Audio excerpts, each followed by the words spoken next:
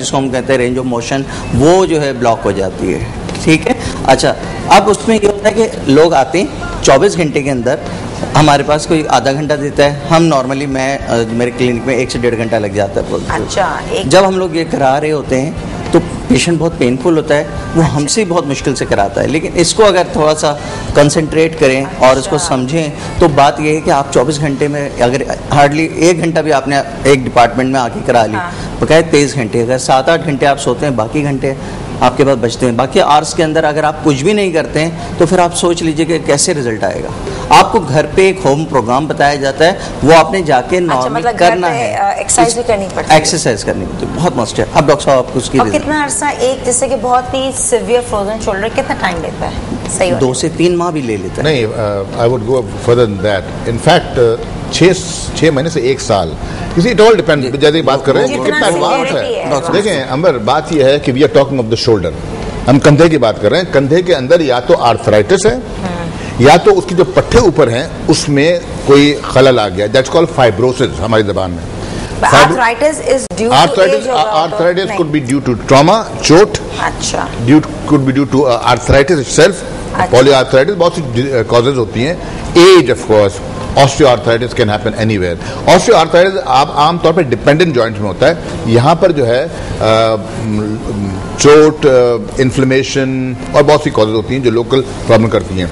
अगर diabetes for example is very common, सबसे common diabetes में ही होता है फ्रोजन शोल्डर, क्योंकि डायबिटीज जो है वो पट्टों पे असर करती है, पट्टों की जो वेसल्स होती हैं उनमें असर करती है, वैस्कुलाइटिस करती है, तो फाइब्रोसिस हो जाता है। जब फाइब्रोसिस हो जाता है तो वो मूवमेंट रुक जाती है, जब मूवमेंट रुक जाती है तो वो उसका जॉइंट भी खराब हो जाता है। See every joint needs a movement. आपको, हम सबको ये बड़ा इंपॉर्टेंट है, हम भी नहीं करते actually, because we don't have the time.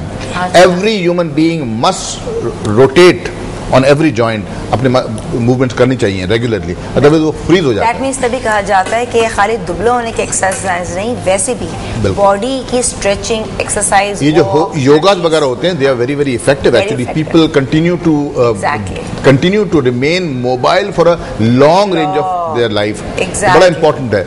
दूसरी बात ये है कि जैसे डॉक्टर साहब ने कहा कि प्रॉब्लम पता है क्या होता है, जब आप फिजियोथेरेपी के लिए पेशेंट जाता है तो उसको होता है पेन, बहुत ही पेनफुल होता है, ये वो गर्दन उठा नहीं पाता, इट्स वेरी पेनफुल। जब इट्स वेरी पेनफुल तो वो करने नहीं देते फिजियोथेरेपी आपको।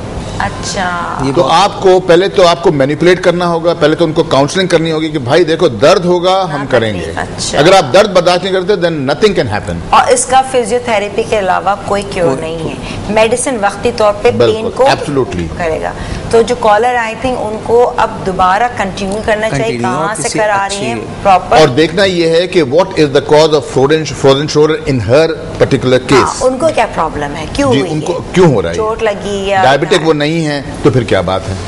अच्छा, और जितना देर होगी उतने पट्टे उनके कमजोर हो जाएंगे, वेस्ट हो जाएंगे, सुकड़ जाएंगे, और फिर ठीक नहीं होते कभी। Permanent, then that's permanent.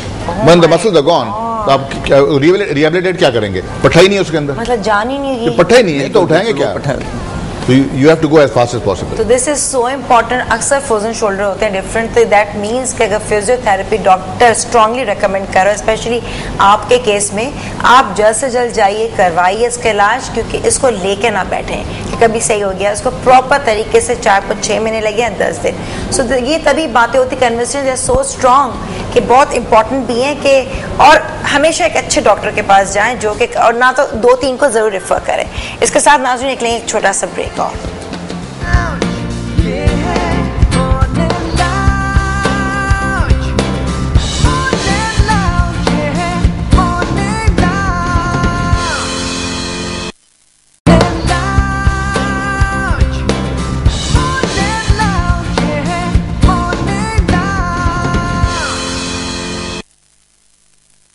Welcome back नाजरीन। और इस वक्त जो है जो हम बात कर रहे थे नर्व्स की, न्यूरोलॉजी की, साथ साथ फिजियोथेरेपी की, तो ये बहुत इंपॉर्टेंट है सारा आपका नर्व्स। और तभी कहा जाता है कि स्ट्रेस, डिप्रेशन जिसको है वो अगर नहीं सही करता तो और 10 बीमारियां जो है निकलती हैं, और एक के बाद एक।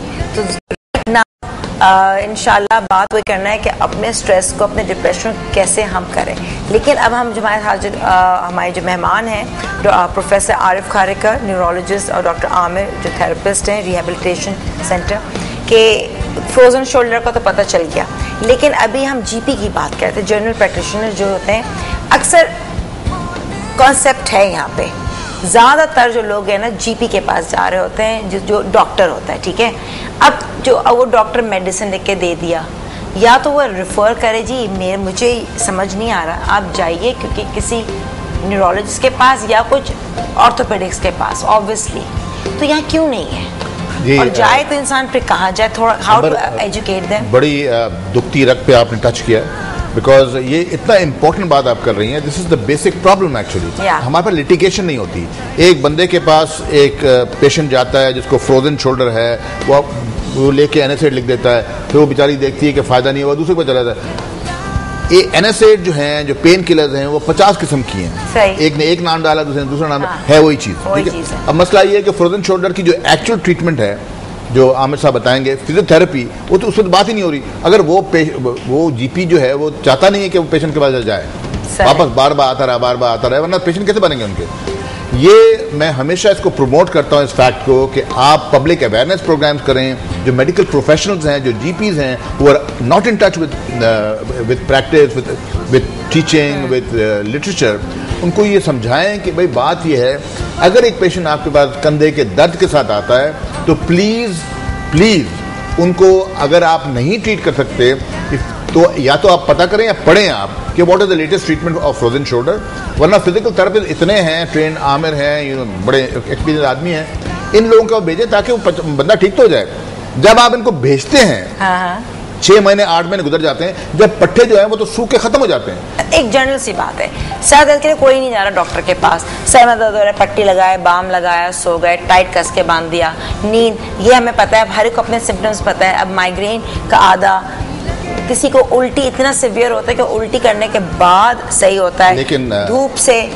अगर मेरे पास अभी क्लिनिक में 25 पेशेंट बैठे हैं ना, तो उसमें से 15 तो हेडेक के होंगे, और वो कौन से होंगे? वो माइग्रेन के होंगे। टेंशन हेडेक वाला जो पेशेंट है, वो डॉक्टर के पास नहीं जाता क्योंकि उसको इतनी डिसेबिलिटी नहीं होती, इतनी माजूरियत नहीं होती। माइग्रेन का पेशेंट जो है वो काम काज नहीं कर पाता, उसका आउटपुट खत्म हो जाता है, उसको परफॉर्मेंस खत्म हो जाता है, वो कुछ कर नहीं पाता। वो कहता है साहब करूंगा क्या, मैं ना ऑफिस जा रहा हूँ, ना बच्चा स्कूल जा रहा है, पैरालाइज हो जाते हैं। बीवी मियाँ से झगड़ा कर रही है, मियाँ बीवी से झगड़ा कर रहा है, लोग कह रहे हैं कि डिप्रेशन है। It's not depression, part of a migraine, because migraine को ट्रीटमेंट इज टोटली डिफरेंट।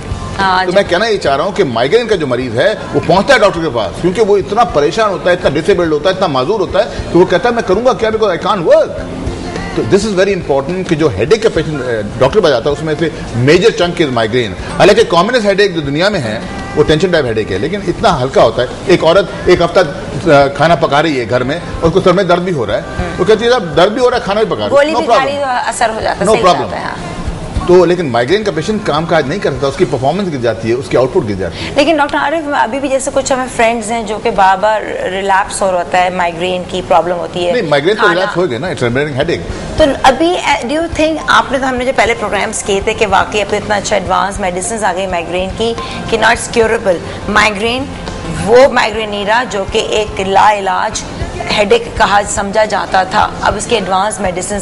लेकिन लोगों में अभी भी अवेयरनेस नहीं है, आई डोंट नो, नहीं है। सी अंबर, कहते हैं हाँ जी माइग्रेन है। अंबर you have to be a headache specialist. मैं ये कहना चाह रहा हूँ कि माइग्रेन की ट्रीटमेंट दवाई नहीं है, माइग्रेन की treatment is change of lifestyle. आप उनको बताएंगे कि आपने क्या करना है और क्या नहीं करना। अच्छा, वो सबसे इंपॉर्टेंट है, या दवाई देके छोड़ देते हैं। एक हम करेंगे इस पे प्रॉपर दोबारा migraine, this is so common, बहुत जरूरी है ना, ताकि दोबारा रिफ्रेश करें। आप दोनों का बहुत बहुत शुक्रिया। एक जस्ट आज बहुत इंपॉर्टेंट कन्वर्सेशन थी। एक तो ये बात कि फिजियोथेरेपी के अक्सर लोग जब जाते हैं थोड़े कहते हैं छोड़ो फजूल पैसे खाने वाली बातें, फिजियोथेरेपी ना करो। तो दैट मीन्स इन कुछ केसेस के अंदर जो डॉक्टर रेफर कर रहा होता है, physiotherapy is very very important, ठीक है। और अच्छे न्यूरोलॉजिस्ट के पास जाए, नर्व्स का जो सही गाइडेंस आपको दे सके, और इसको कोई भी इलाज को लग के करें, फायदा नहीं हो रहा तो आप जरूर से कहें भाई व्हाट्स अ प्रॉब्लम, क्यों। तो इंशाल्लाह नेक्स्ट हम कुछ और टॉपिक्स लेके करेंगे। अब ये जो प्रॉब्लम्स हैं उसका क्या क्या है, शियाटिका है, डिफरेंट है, एपिलेप्सी है, सो मच। तो बहुत बहुत शुक्रिया, थैंक यू सो मच, आपका बहुत बहुत शुक्रिया।